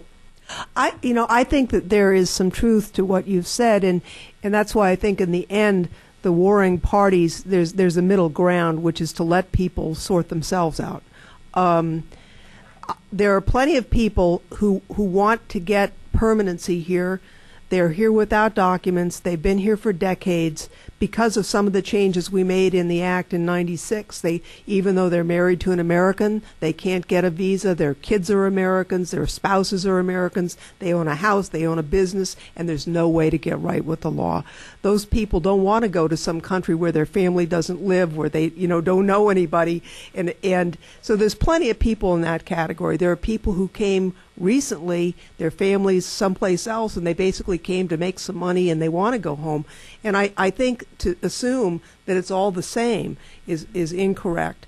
I do think, however, it's important, and what the labor is concerned about, and right to be concerned about, is that many of these temporary programs have had inadequate protection.